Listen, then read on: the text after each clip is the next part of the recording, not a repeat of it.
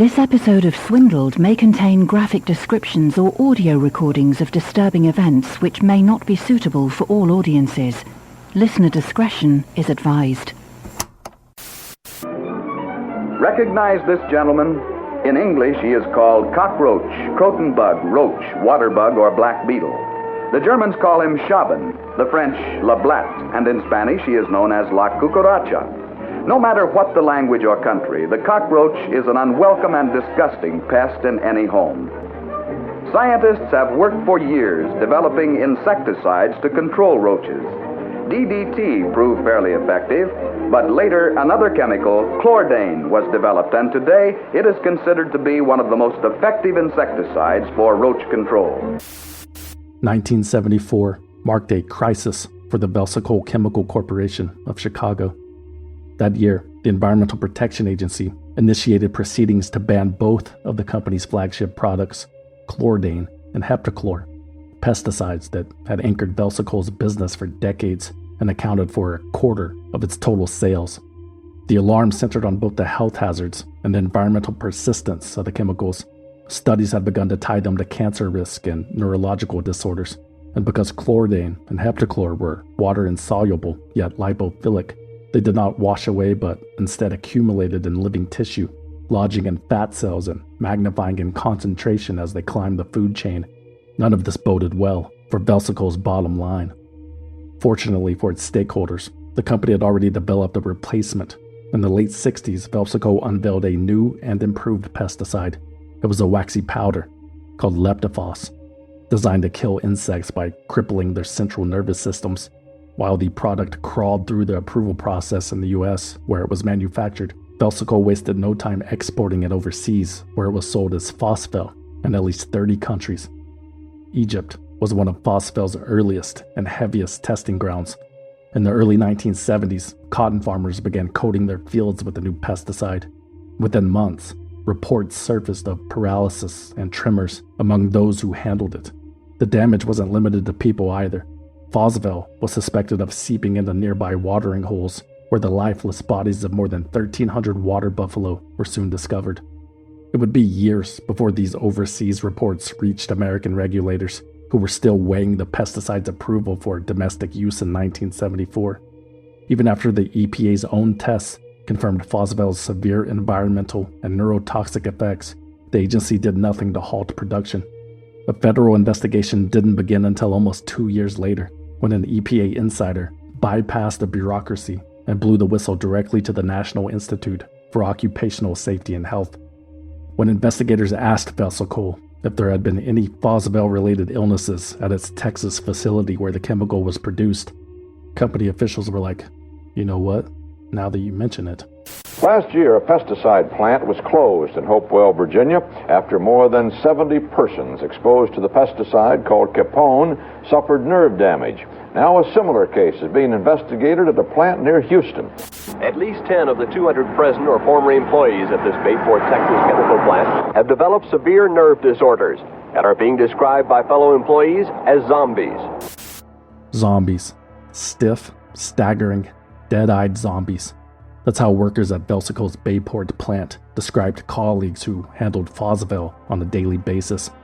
They would lurch into the break room caked in the stuff, hands trembling so violently they couldn't light a cigarette.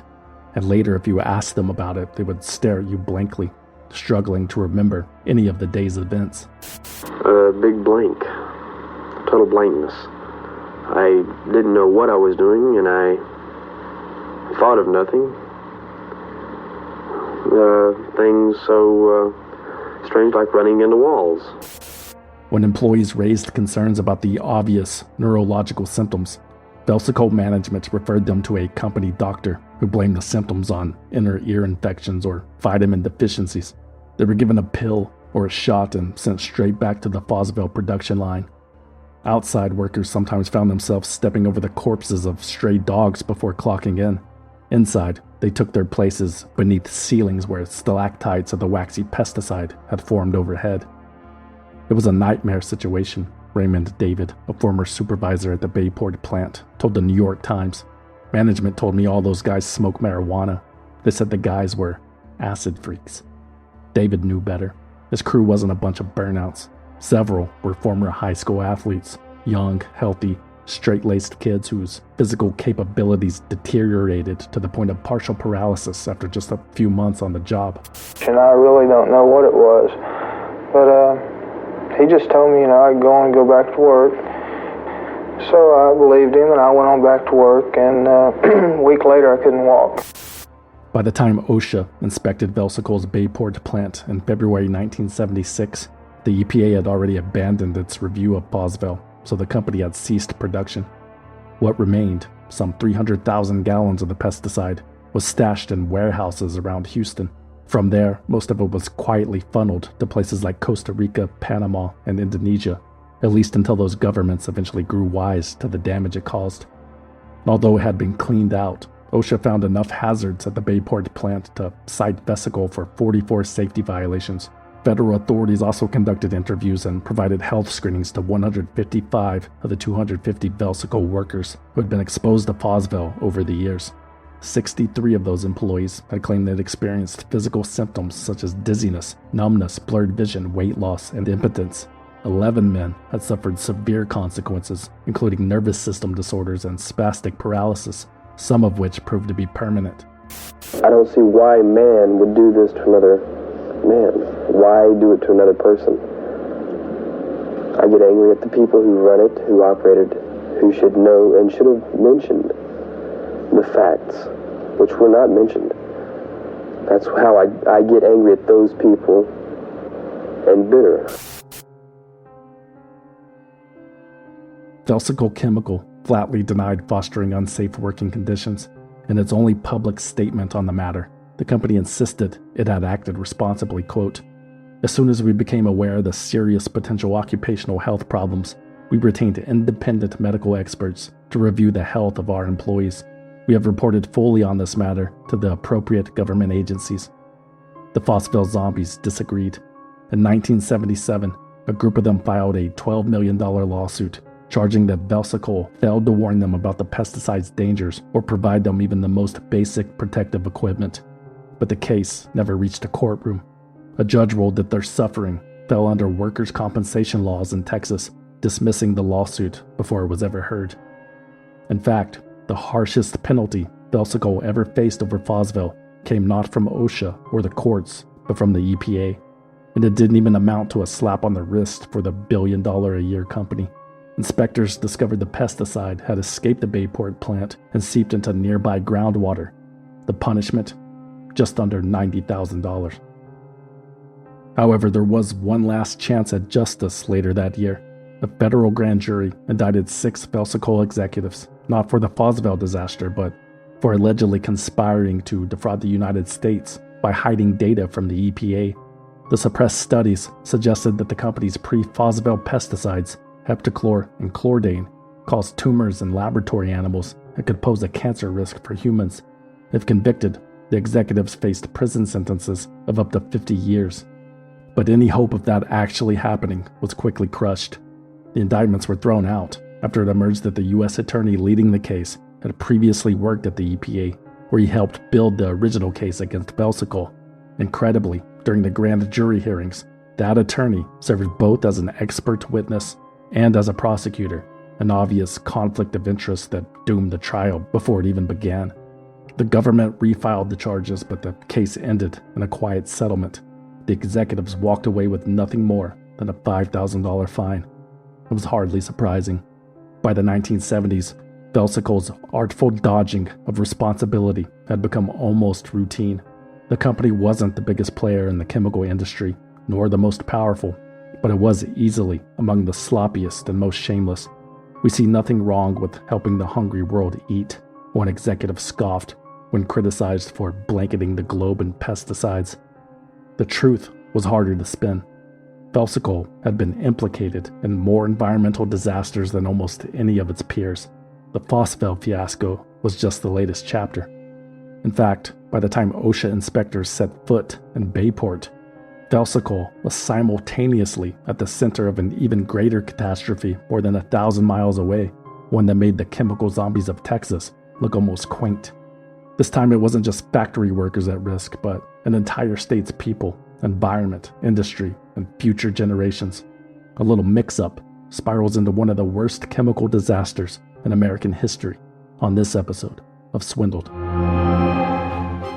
They bribed government officials, clear violations of federal and state law, paid to play millions of taxpayer dollars that were wasted, paid tens of millions of dollars in $1 billion. Dummied up its books and records to hide the Falsifying its books and records responsible for the collapse of the entire system. And in the full of some kind of swindle, is that right?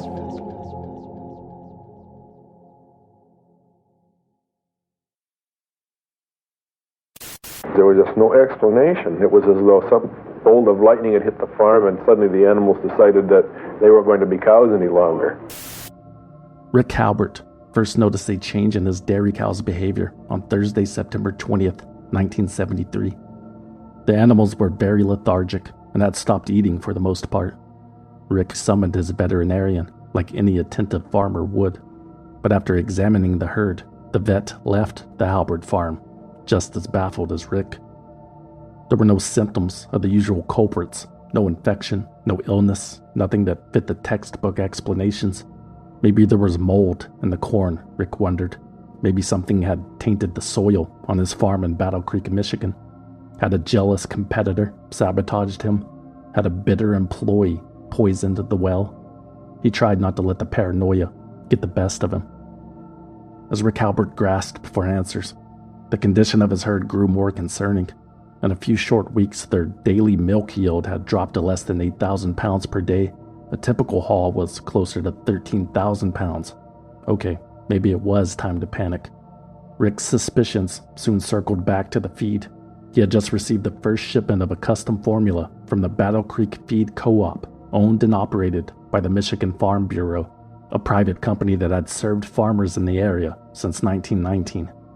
At Rick's request, the new mix included magnesium oxide, an additive known to aid a cow's digestion and boost milk production, especially important given the local soil's deficiency. As one of the co-op's largest customers, the Halbert Dairy was given every accommodation. The feed was blended at a central plant 5 miles south of town to his exact specifications and delivered in the form of green pellets sprinkled as a topper on the cow's daily rations. Rick called the Battle Creek Co-op with his concerns. He wanted to find out if any of the other local farmers were experiencing similar issues. They said that nothing was happening on other farms. There weren't any other complaints specifically, because we had asked, well, isn't someone else complaining that's getting feed? And the answer was no. Before he hung up, Rick had another query for the feed mill. What about X disease? I'm sorry, X disease?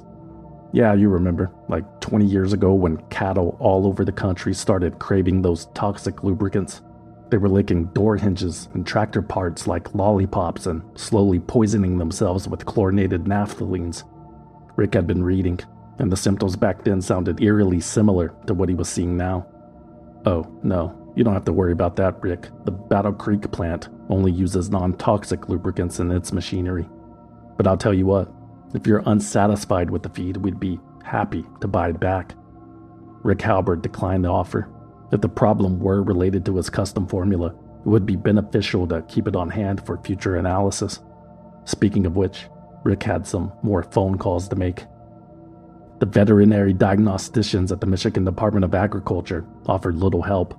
The symptoms appeared to be those of a viral infection, they said, but the tests didn't confirm it. Beyond that, there wasn't much they could do, Rick was told. The MDA's facilities weren't equipped to house large farm animals for further study. The next call Rick made was to Michigan State University's Department of Dairy Science in East Lansing. They weren't interested in helping either. They didn't want to get involved in a squabble between a farmer and a feed company. Rick began to suspect that Michigan State University was reluctant to ruffle feathers at the Michigan Farm Bureau, the very organization that owned the feed mill and underwrote much of the department's research.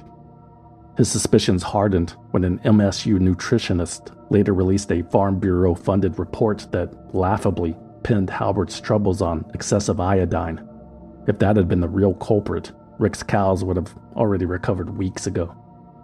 Rick Halbert kept reaching out to state labs, to federal scientists, even to the Food and Drug Administration, but every request for help ended in a dead end. Meanwhile, the health of his herd continued to worsen. It was around this point that Rick Halbert came to a sobering realization that if this mystery were ever going to be solved, he would have to be the one to do it. Call it fortune or fate, but whatever was plaguing Rick Halbert's cattle couldn't have happened to a better farmer. Not only in the sense that Rick was a driven, experienced, and hard-working farmer, but also because Rick had a master's degree in chemical engineering. Before returning to Battle Creek to join the family business, he had spent several years working for Dow Chemical in Midland. With his father, he had since transformed the farm into a thriving agribusiness. Rick, now in his early 30s, approached his herd the way you might think a chemical engineer would, adjusting feed formulas, tweaking nutrients, and tracking variables to squeeze out every last gallon of milk, which is why watching his prized dairy cows waste away before his eyes was enough to drive him mad. Rick was determined to isolate what was making them sick. The first step was obvious: swap out the feed, which he hypothesized was the issue. Curiously, the cows' appetites returned gradually, but their milk production never did. So Rick dug deeper. He paid thousands of dollars to run tests on the custom mix he had stored in his barn. Not knowing what to look for, he began rolling out the usual suspects. Molds, negative. Heavy metals, within limits. Urea, nitrates, nothing unusual. Growing frustrated, Rick admittedly shoved a handful of the pellets into his own mouth. They tasted perfectly normal. Halbert's next move was to conduct his own experiment. He selected 12 calves and fed them nothing but the custom feed. Within days, those unlucky souls stopped eating. Within weeks, they started dying, grinding their teeth to the bitter end. These dozen calves were fed only this feed for, we intended a period of a month, but after a couple of weeks they wouldn't eat it, so we began to feed them other things. And about 6 weeks into the experiment, these calves began to die. And over the period of the next 2 months, most of those calves in fact died. It was a small step forward, born out of tragedy, but Rick persuaded researchers at Michigan State to examine the organs of his dead calves to try to pinpoint what exactly happened. The results? Inconclusive. And the result of that was, when they wrote up the report, it said, died of starvation. Died of starvation. Yeah, no shit. Of course the calves died of starvation. They refused to eat. Rick wanted to know why they stopped eating, but apparently that was not a question Michigan State could answer. This did not set well with me, he later said. I thought the laboratory report was an insult to me because it seemed to presume that I didn't know what I was doing. Further proof of his results led to further insults. Halbert convinced the Michigan Department of Agriculture to replicate his experiment using mice instead of cows. As he expected, half of the mice fed the pellets were dead within days. Rick alerted the Battle Creek feed mill that the formula they made for him was lethal. The Farm Bureau veterinarian wasn't convinced. Quote, "Those mice died because they had eaten cattle feed, not mouse food."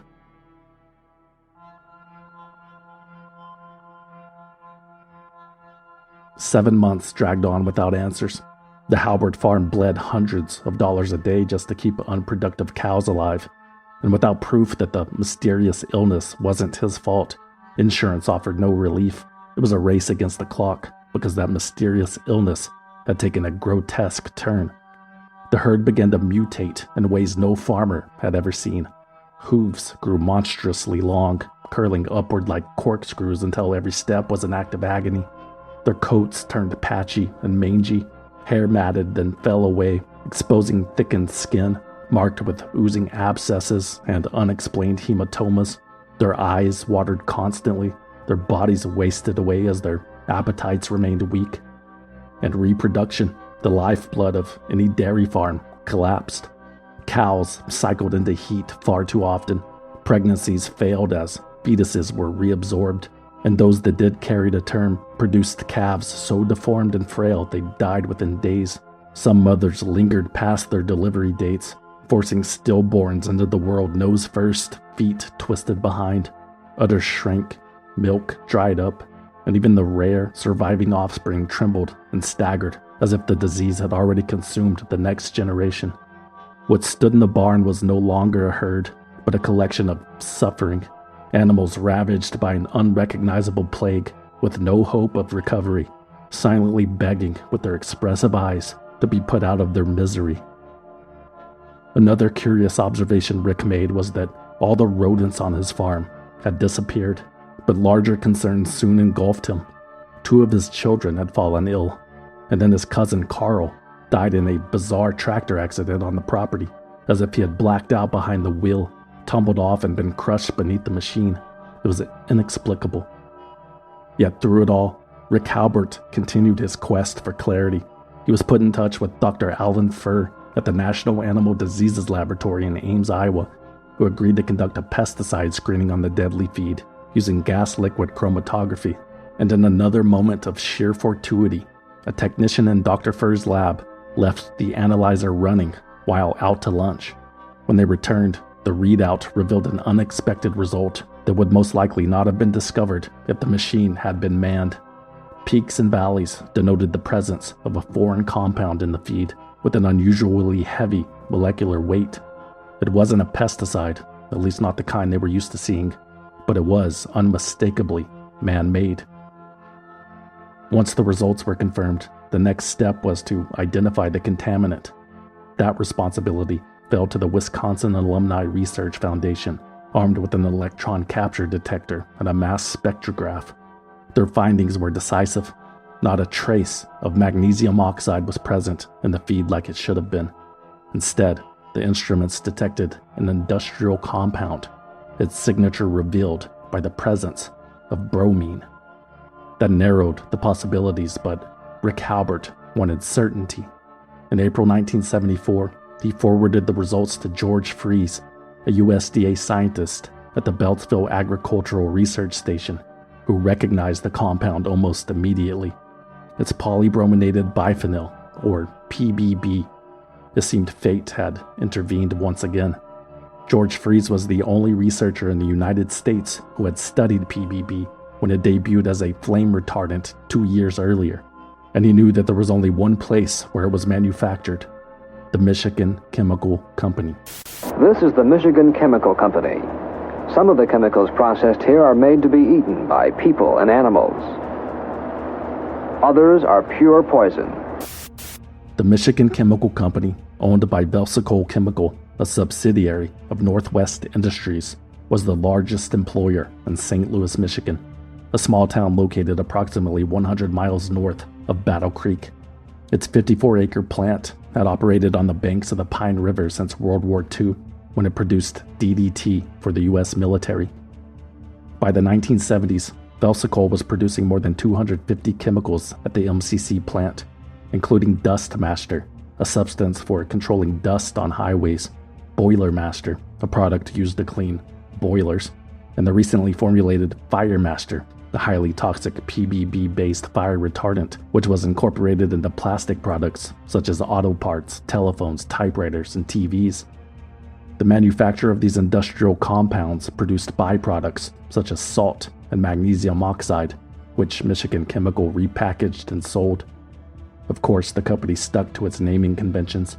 Magnesium oxide, for example, was rebranded as Nutrimaster, an animal feed supplement, which was shipped to farm cooperatives across Michigan, including Battle Creek, always delivered in heavy brown paper bags, always marked with a blue stripe, until one day, it wasn't.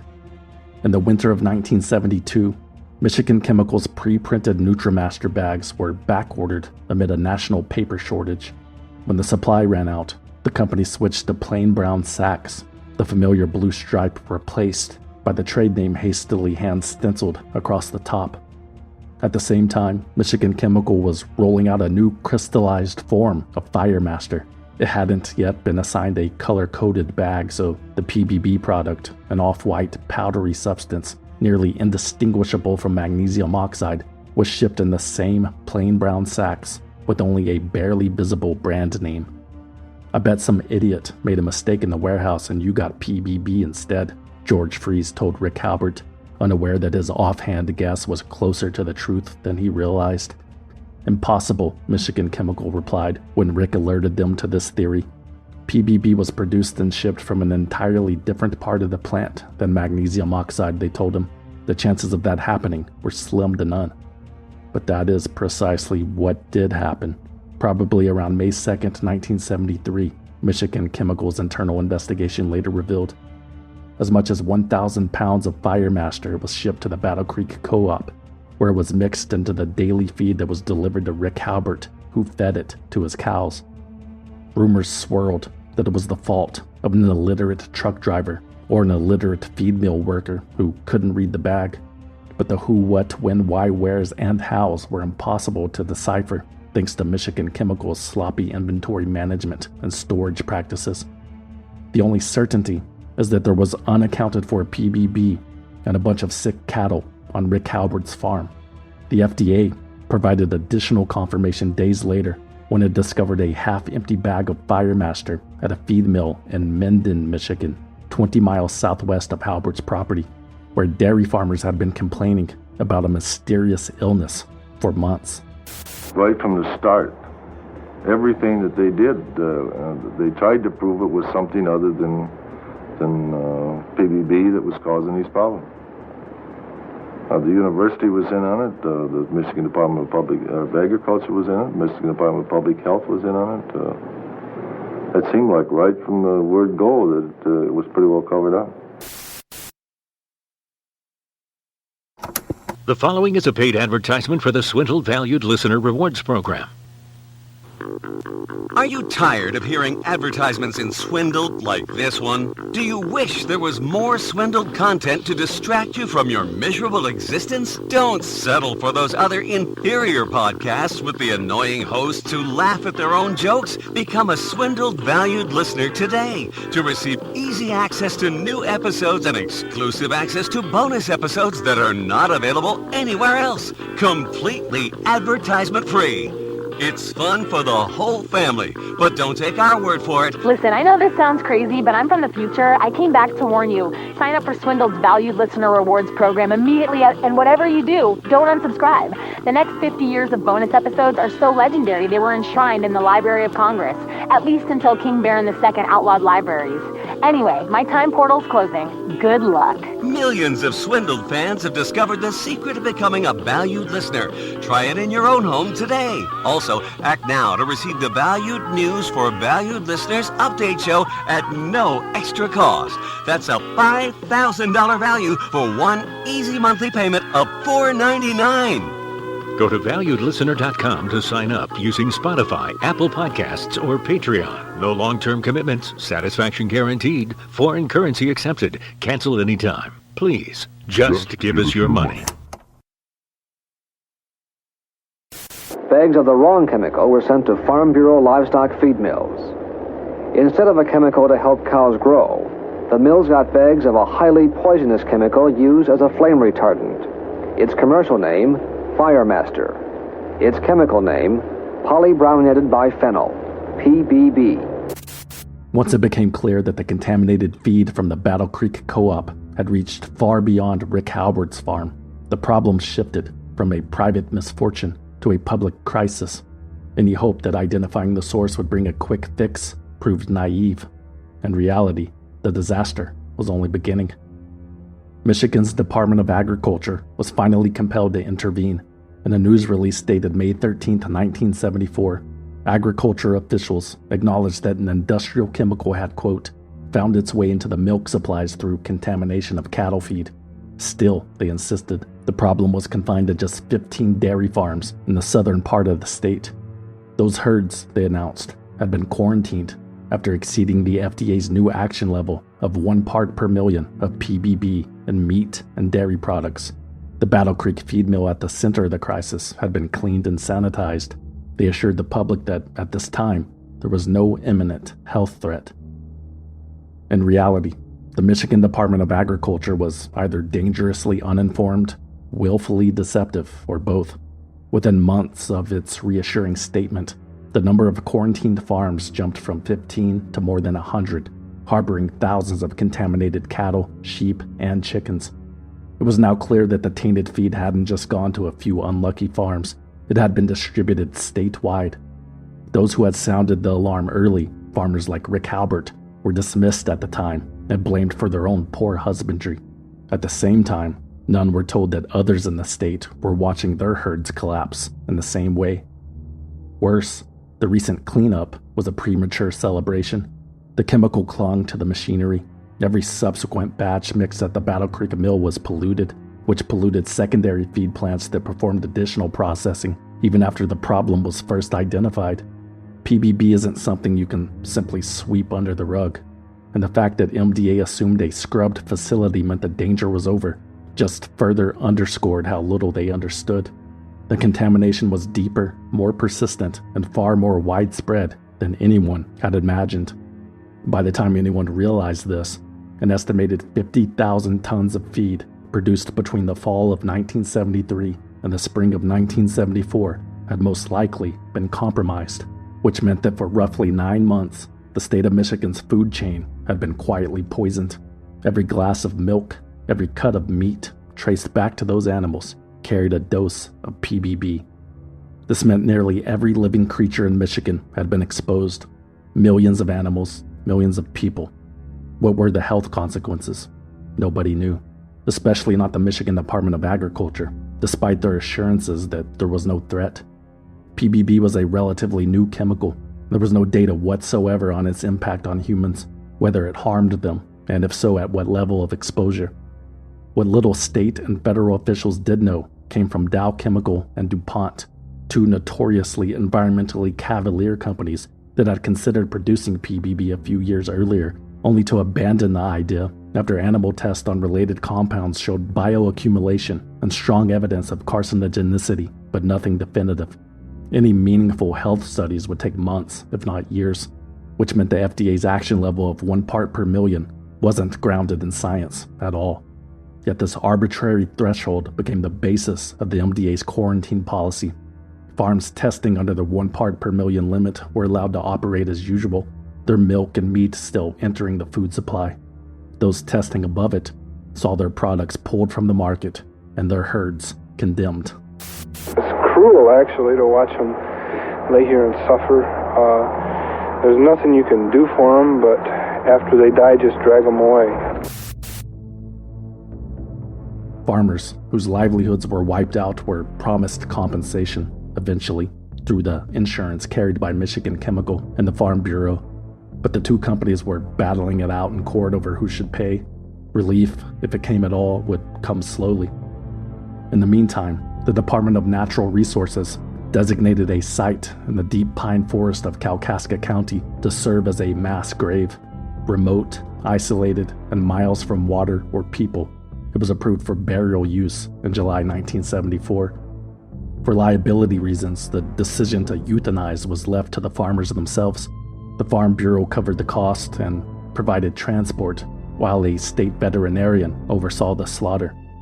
However, the final call rested with the people who had raised the animals as if they were family. Well, I think the state agencies are wrong that they force a farmer to make that kind of a decision to destroy his own cattle. It's wrong. I mean, it's morally wrong to place that kind of a burden upon a farmer. They should have been cared for by the agencies. This way it's terrible to do this. It was a brutal but obvious choice. Sentence them to death or prolong their suffering while receiving no payout and bleeding the farm dry. It was the darkest day in my life, Farmer Gary Zoudervane said, reliving it in his head. Some of the cows were in such poor shape that they collapsed and died on the trucks that carried them north. Behind those trucks came the farmers, following in their cars, determined to make sure the final moments were at least humane. At the site, the cattle were led into holding pens, then ushered forward individually toward the pit. Many balked, refusing to step down from the trucks. Their teary-eyed owners gently coaxed them out by calling their names. A veterinarian from MDA waited with a syringe in hand. A muscle relaxant slid into the vein. The animals dropped where they had just struggled to stand before a single rifle shot ended it. Instant relief from the pain. Workers slid open the abdomens to keep them from swelling. Cranes moved in, hooking the carcasses, hoisting them onto wooden pallets and swinging them over and gently placing the bodies inside the 12-foot deep trench. Initially, the Kalkaska site was approved for the burial of 5,000 cattle and some additional smaller animals. By the end, the official number reported by the state of Michigan exceeded 30,000. 800 of those cows belonged to Rick Halbert, the farmer whose persistence had uncovered the scandal. By late summer of 1974, Rick and others with condemned herds began receiving financial relief. For some, the payments were enough to rebuild and re-enter the dairy business. For others, the trauma was too heavy. They walked away, unwilling to ever risk living through something like that again. And as the months passed, it became clear that some farmers were still trapped in the nightmare. Jim Van Heitzman says he has been permitted to sell cattle made sick by PBB because state meat inspectors don't think the beef will make people sick. The state told me to go ahead and ship them if they were okay, that it's legal to sell them. And what did you think of the cows? I wouldn't eat them myself. About 18 months had passed since the mix-up first laced Michigan cattle feed with PBB.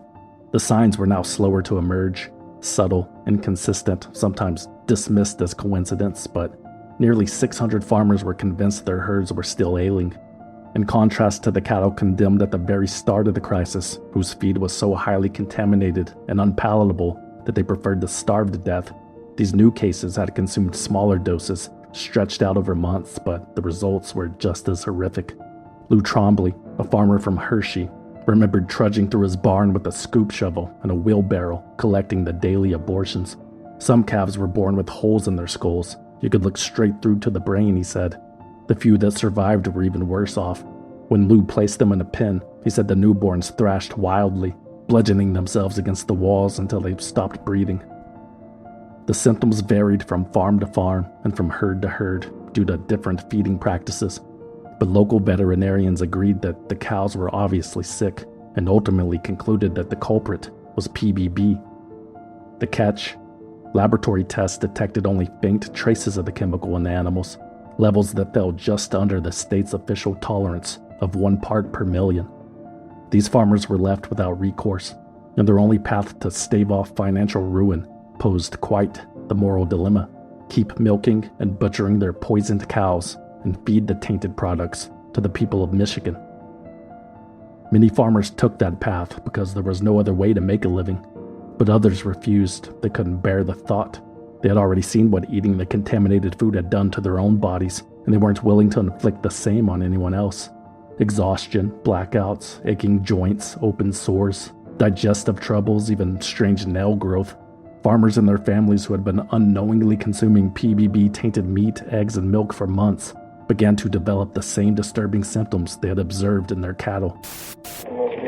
Bernard Drent is one of those humans. He unknowingly ate PBB-contaminated food and now suffers from dizziness, memory loss, and general poor health. His PBB level is 9 times higher than some of his animals, which were considered unsafe and killed. Dr. Larry Witt and his wife lost their child during early pregnancy. Physicians, he says, reported the fetus contained no recognizable human tissue.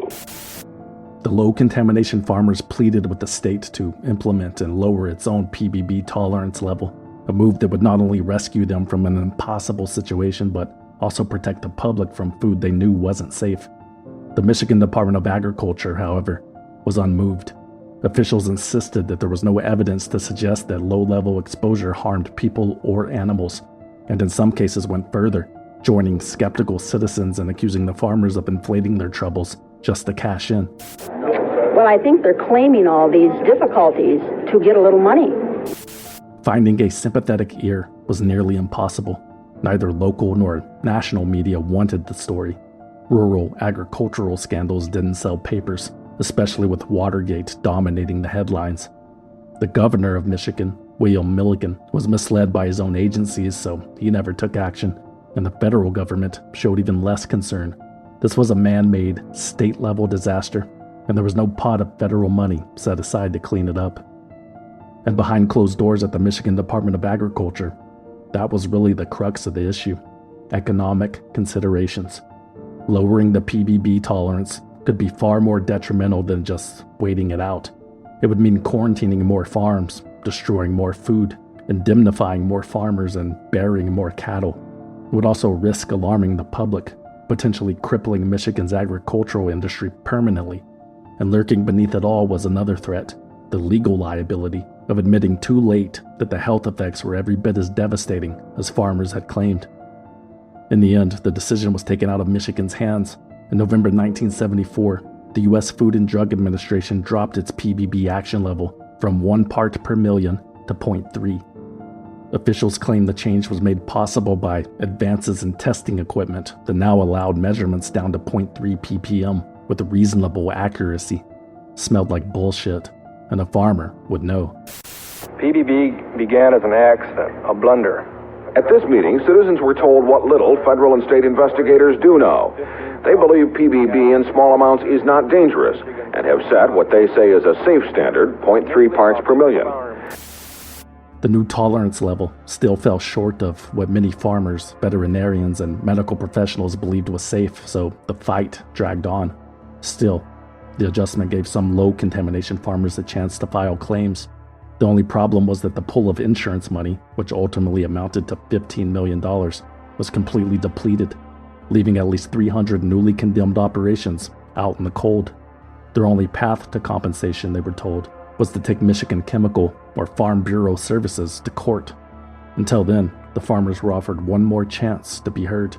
In May 1975, the Michigan Agriculture Commission, the policy-making arm of the MDA, convened public hearings to consider removing from market any food that contained detectable levels of PBB. On paper, it sounded like progress. In practice, the outcome was predictable. FDA officials who set the tolerance level testified that 0.3 ppm posed no danger to human health, and state officials nodded along in agreement. I have utterly no concern about PBB as a problem in foodstuffs which my wife buys in the supermarkets today. We have never at any time changed our food buying patterns in my home during this situation. They pointed to a recently completed short-term survey by the Michigan Department of Public Health, which examined families living on quarantined farms and concluded, conveniently, that no illnesses could be linked to PBB. The result of that study was that there was no symptom or sign of illness or biochemical evidence of illness that could be detected acutely in individuals who had ingested PBBs. That survey was later criticized by other health professionals and scientists as being, quote, poorly planned, unscientific, possibly biased, and does not conform to the standards of adequate scientific, medical, and epidemiological evaluation, mostly because it was revealed that 70% of the subjects in the study's control group had been exposed to PBB. It made no difference. Citing the survey, the Michigan Agriculture Commission voted down the proposal. The tolerance would remain at 0.3 ppm. The outcome felt predetermined. The department, charged with safeguarding both consumers and the agricultural industry, had time and again favored the industry when the two were pitted against one another. And it was no wonder why. The Agriculture Commission appointed the director of the Department of Agriculture. Senior officers at the Department of Agriculture were members of the Farm Bureau. The Farm Bureau funded political campaigns and research at public universities. It was complete regulatory capture. When it comes to economic power and political influence in Michigan, few big corporations have as much as the Farm Bureau, a cooperative that has represented farmers since 1919. So it has used all the power and influence it can to minimize the seriousness of the PBB problem. The decision infuriated Michigan State Representative Don Albosta, whose unanimously supported bill to provide low-interest loans to low-contamination farmers was vetoed by the governor. Not long after, Albosta was tapped to chair a special House committee to investigate every major player in the PBB disaster. But as the probe began to expose politically inconvenient truths, the legislator pulled the plug by abruptly cutting off its funding. Maybe somebody did take bribes. I don't know. I've always kind of suspected that somebody did get something out of it. I just assumed, always assumed that that's the only way that they could take those positions. I don't see how anyone in the right mind could want to poison people all over this state knowing what the effects are. By the end of 1975, many of the low-contamination farmers had reached their wits' end. Alvin Green in Chase, Michigan was among them, stuck with sick, unproductive cattle and no clear path to recompense. He'd already made the moral choice not to sell poisoned food into the market, but that decision carried a heavy cost.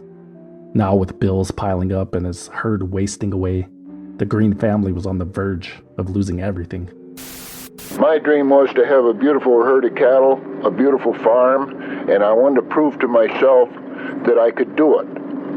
And I could do it on my own, and I was proving it until this poison came along and took it away from me. Alvin's bitterness deepened with each passing day. He watched his family's future crumble. He felt abandoned by his own government.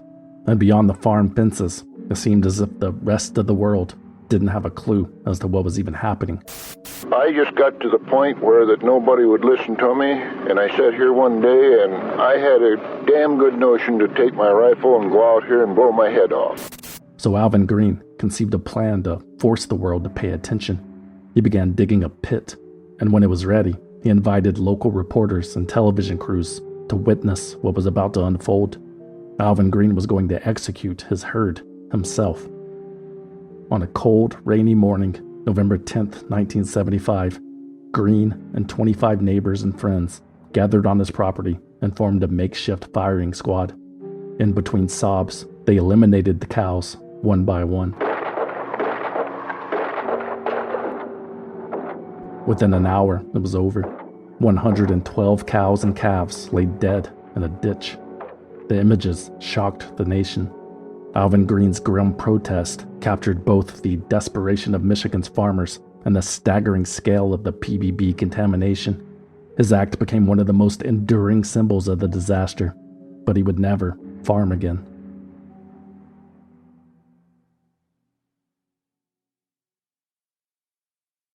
The farmers claim that millions of cattle, sheep, and poultry which ate the tainted feed are sick and dying. But the government says their tests show these animals have too little PBB in them to make the animals sick or to harm human beings. And farmers like Louis Trombley are caught in the middle, according to their attorney. They're unable to sell their farms, unwilling to sell their products, and they face the threat of financial ruin. This cow has got an abscess that leaks. These cows have abscesses all over their bodies. Now, these cows are low-tolerance cows. This cow is still alive on my farm today, and I can put it on your dinner table legally, but morally, I will not put it on another person's dinner table. In March 1976, frustrated by officials' persistent inaction, low-contamination farmers staged a march on the Michigan State Capitol in Lansing to publicize the PBB disaster. Lou Trombley made the group's intention explicit. "We'll take a truckload of dead cows down there, and we'll carry them into the governor's office," he said. "We'll take them these cows with the big old abscesses that's leaking all over the place. He either buckles up and listens to what we're telling him, or he can call out the National Guard." The protesting farmers also arrived with a clear set of demands. They called for the PBB tolerance level to be lowered from 0.3 ppm to 0.002 ppm, and for every animal to be tested and destroyed if contaminated. They demanded immediate research into the human health effects of PBB exposure, as well as a full investigation into possible corruption within the Departments of Agriculture and Public Health, and they insisted on fair compensation for their losses. Their livelihoods had been destroyed through no fault of their own. Farmers want all animals with traces of PBB destroyed, and they want compensation for their losses. But most of all, they want this continuing environmental disaster to end. The demonstration worked. It drew headlines across the state. After all, it wasn't every day that dead cows were chained to the front of a pickup and paraded through downtown Lansing. The spectacle forced the issue onto Governor Milliken's desk. In response, he announced the creation of an independent blue ribbon advisory panel. 6 internationally recognized experts in toxicology, physiology, pharmacology, cancer research, and more would be tasked with reviewing the evidence on low-level PBB contamination. I have charged this panel to review all of the available data, all of the knowledge, background information, to receive all of the comments from authorities in the field, and to come back with a report on the various levels which are being discussed in the state and outside the state. In May 1976, the advisory panel delivered its findings to Governor Milliken.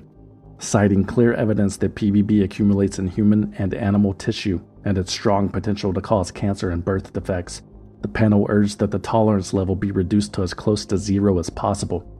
However, rather than accept the panel's recommendations outright, Governor Milliken scheduled a public review of the report, conveniently on a date when none of the report's authors could attend to defend it. Predictably, the usual opposition filled the room.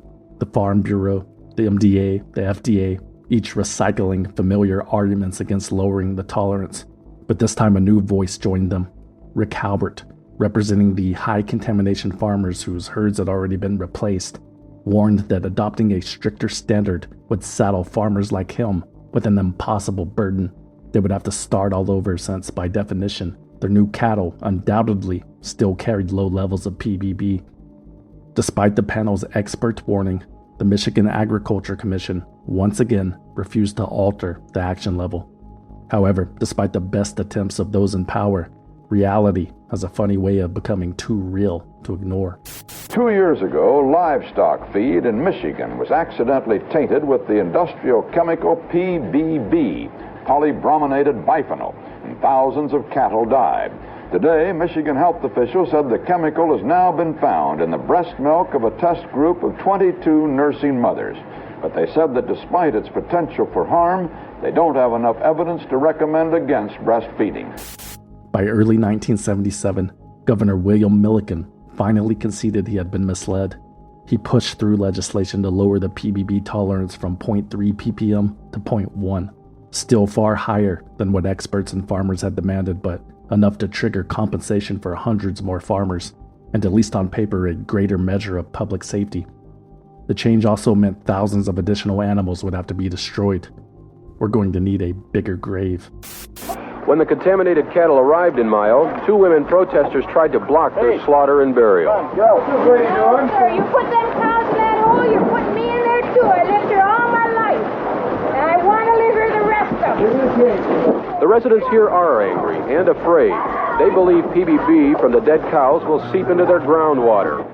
Michigan officials say that's impossible because the animal carcasses are being buried in a pit lined with clay 20 feet thick.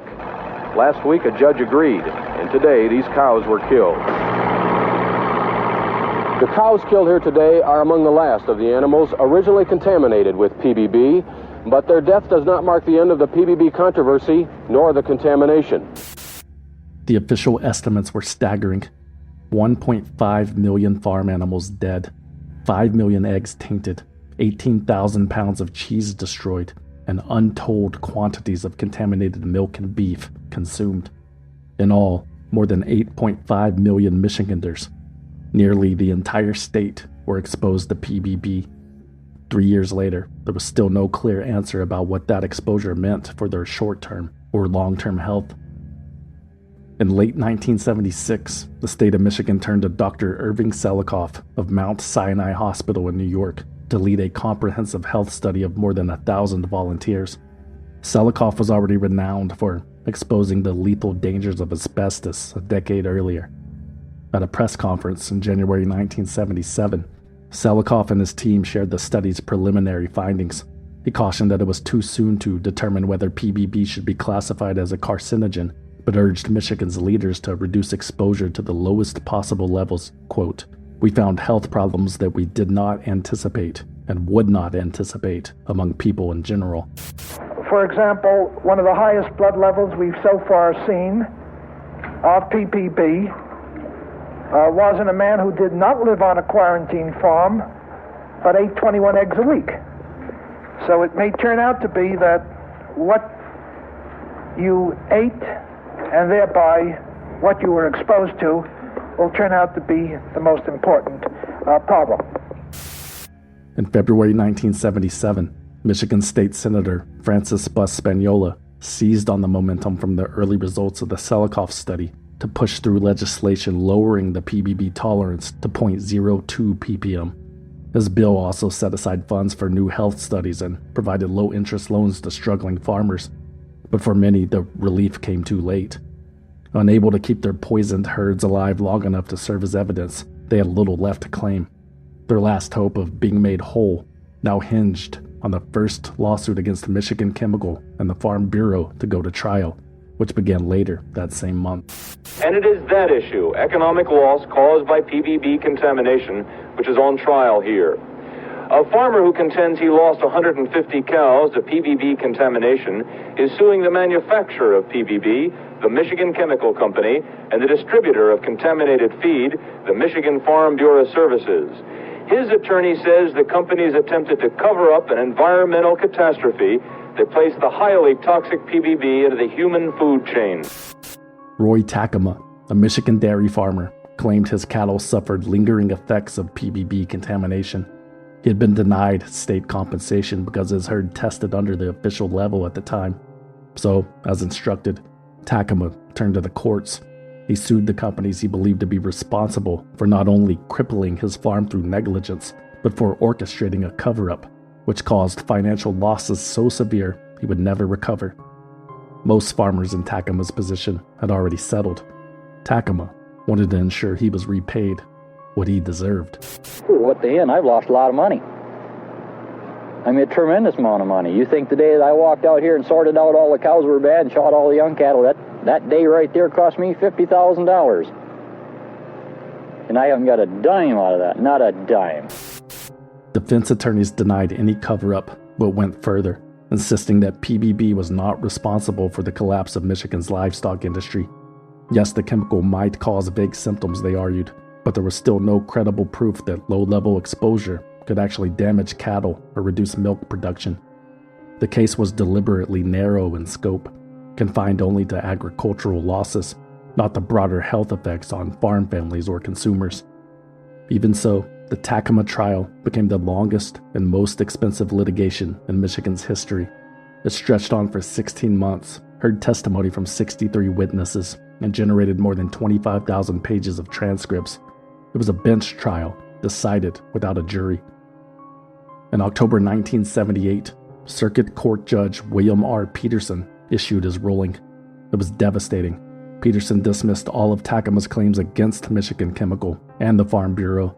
He found that the plaintiffs had failed to prove any measurable harm to the health of the dairy cows or any decline in milk production attributable to low-level PBB contamination. Even more surprising, he ordered Takema to pay the defendants' court costs. The opinion was scathing and vitriolic. Peterson described Takema as a man whom the court believes to be fundamentally honest and God-fearing, but then accused him of, quote, telling a number of inconsistent and untrue stories. He declared there was not a shred of credible evidence to support the farmer's claims, and went further, calling the allegations of corporate cover-up, gross neglect, and collusion with state officials, quote, flagrantly irresponsible in view of proofs to the contrary. In Judge Peterson's view, the true tragedy of the PBB disaster was not the poisoning itself, but the needless destruction of animals exposed to low levels of polybrominated biphenyl, and even of animals that never received PBB. He confidently insisted that, in small amounts, PBB is non-toxic, and suggested that many of Takema's herd problems were the result of his own poor farming practices. Even the defense was surprised by the venom in Peterson's decision. But for low-contamination farmers still awaiting settlements, the effect was crushing. Takema had been publicly branded a liar. His case had been thrown out with prejudice, and now lawyers across the state became reluctant to touch similar suits. Farm Bureau and Michigan Chemical felt less urgency to resolve pending claims. Critics blasted the ruling as spiteful and politically motivated, influenced less by evidence than by fear of what a verdict against the companies might mean for Michigan agriculture. To many, it seemed the court had decided it was in the state's greater good to act as if PBB had never happened. Soon after, Michigan Chemical and the Farm Bureau settled all remaining claims for $3.7 million. On average, each farmer received about $32,000, along with a requirement to waive any future personal injury claims tied to PBB-related health problems. Surprisingly, criminal charges were filed against several employees of Michigan Chemical and the Farm Bureau for concealing material facts about how PBB was made, packaged, and stored, and for gross negligence and adulterating food. However, the employees pleaded no contest and were fined just $4,000 each. Add to that another surprise in 1978. PBB was back, although truthfully, it never went away. It is feared that the waste from PBB-contaminated animals deposited in pastures as long as 5 years ago is the source for the current recontamination of livestock. Because the chemical is tenacious and not easily broken down by nature, some of Michigan's farms may be permanently polluted. Velsicol and its subsidiary Michigan Chemical never restored their reputations after the PBB disaster. Their credibility was further eroded as other scandals unfolded simultaneously. Phosvel, a pesticide, was wreaking havoc in Texas and abroad, while another of their products, Tris, a flame retardant used in children's sleepwear, was banned after tests revealed it was 100 times more carcinogenic than smoking. Velsicol closed the Michigan Chemical plant in St. Louis in 1977. The company then demolished and buried it where it sat a year later, and were allowed to walk away from the state of Michigan with no further liability. Almost. It was then discovered that Velsicol, via Michigan Chemical, for years had been dumping tons of chemicals, including PBB and DDT, into the nearby landfills in Pine River. All of these areas were irreparably contaminated. The incident resulted in a flurry of legal suits by state and federal authorities. But today, after years of negotiations, government officials announced that Velsicol Chemical Corporation has agreed to pay $38.5 million to clean up the polluted dump site, work that has already begun. Velsicol reached a consent agreement with the EPA and the state of Michigan in 1982 to assure proper remediation of the site. The company agreed to excavate contaminated soils from nearby areas and consolidate them at the main plant, surround the site with a slurry wall to contain further spread, and seal it all beneath a clay cap. In 1984, Velsicol announced, mission accomplished. The new Superfund site was marked with a granite tombstone that read, "Warning, do not enter." We cleaned it up, and we didn't wait to be hit over the head by the state or the federal government. A year later, Velsicol and its parent company, Northwest Industries, were acquired by Fruit of the Loom, yes, the underwear company, which suddenly inherited all of their toxic baggage. When Fruit of the Loom declared bankruptcy in 1999, it shed responsibility for contaminated sites like the former Michigan Chemical plant in St. Louis. The timing could not have been more convenient. Just 2 years earlier, in 1997, an inspection of that plant revealed that the slurry wall and clay cap Velsicol had built were failing. More than 11 million gallons of contaminated wastewater had seeped into the Pine River. Testing of fish and sediment showed the highest levels of DDT ever recorded in the United States. Today, more than 50 years after the PBB disaster, the land around the former chemical plant in St. Louis, Michigan, remains poisoned. Birds still drop dead from the trees. The fish in the Pine River are too toxic to eat. What was once expected to take years has stretched into decades, consuming hundreds of millions of dollars. Money secured only because a citizens' task force refused to stop fighting for every single penny. Ed Lorenz, a professor at Alma College and vice chair of the Pine River Superfund Citizen Task Force, told Michigan Public Radio that the cleanup will likely cost more than $500 million when it's all said and done, while the companies responsible will escape with paying barely 10% of the bill. All the current costs are coming from tax money. We call this an orphan site. It has no parent. And this orphan is expensive. It's going to cost $45 million to build a new water system that's not contaminated. It cost $100 million to dig up a bunch of DDT-laden sediment from the Pine River, $23 million to clean another area where Velsicol used to burn and dump waste, and $150 million to redo the cleanup the company botched the first time around. How this massive contamination and exposure has affected the health of the local population has only recently become more clear. Dr. Selikoff's study in the late 70s concluded that Michigan farm people had unusually high incidence of physical and neurological ailments, but the jury was still out on long-term effects. 4 years later, an American Medical Association report stated that 97% of Michigan residents showed measurable levels of PBB in their blood. In the decades since, additional studies have only amplified the alarm. Well, depending on who you ask. It's been estimated that the fire retardant chemical PBB got into the blood of 9 out of 10 Michigan residents after being accidentally mixed with livestock feed 8 years ago. And today, a federal study for the first time definitively labeled PBB as a cancer-causing agent in animals. The National Institute of Environmental Health Sciences based its 2-year study on rats and mice, but warned that the chemical agent might be hazardous to people. A spokesman for the governor cautioned against heightened concern, saying, so far, there's no evidence that cancer in the lab means cancer in people. A 1981 federal report labeled PBB a cancer-causing agent in animals, and in 2016, the U.S. Department of Health and Human Services concluded that PBBs may reasonably be anticipated to cause cancer in humans. Emory University researchers, led by Dr. Michelle Marcus, picked up the work after the state stopped monitoring residents, finding evidence that PBBs interfere with the endocrine system and may pass damage down through multiple generations. In 2013 and 2014, Emory collected blood samples from more than 800 Michigan volunteers. Their findings suggested elevated rates of thyroid disorders, reproductive problems, miscarriages, and cancers, not only in those directly exposed in the 1970s, but in their children and grandchildren as well. And we are seeing health effects, particularly reproductive health effects like the miscarriages. Now that's affecting the third generation. The second generation would be children of the people who ate the contaminated food.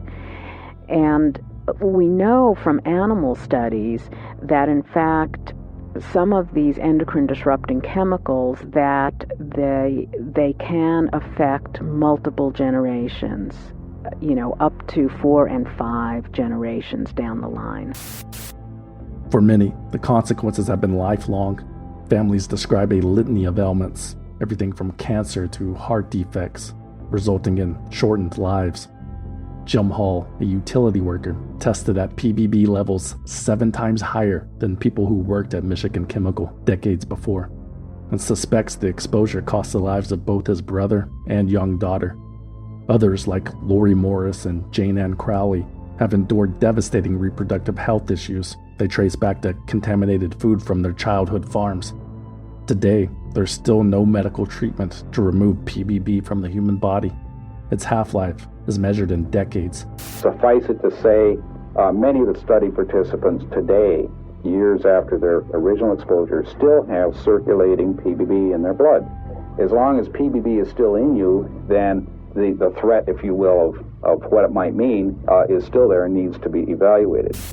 As Marcus Cheatham of the Mid-Michigan Health Department put it, the contamination left St. Louis, Michigan with more than poisoned blood.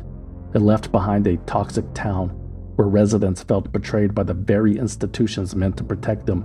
Quote, "We really have let this community down, and it's really tragic."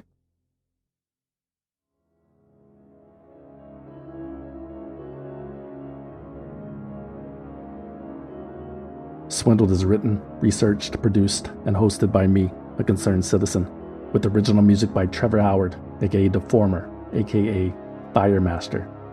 For more information about Swindled, you can visit swindledpodcast.com and follow us on Instagram, Facebook, Twitter, and TikTok at Swindled Podcast.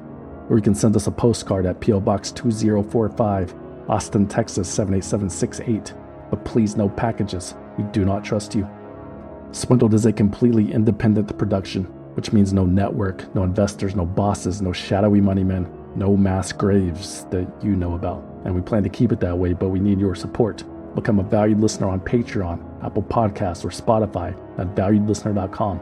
For as little as $5 a month, you will receive early access to new episodes and exclusive access to bonus episodes that you can't find anywhere else.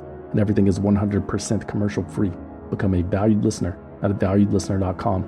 Or if you want to support the show and need something to wear to the Pine River, consider buying something you don't need at swindledpodcast.com/shop. There are t-shirts, patches, hats, hoodies, posters, coffee mugs, and more. swindledpodcast.com/shop. And remember to use coupon code CAPITALISM to receive 10% off your order. If you don't want anything in return for your support, you can always simply donate using the form on the home page. That's it. Thanks for listening. Hello, my name is Cameron from Louisiana. Hi, my name is Leah from Texas. Hello, my name is Calvin from Omaha, Nebraska. And I'm a concerned citizen and valued listener. And I think it's a little concerning that we value CEOs more than our own school children. Bye.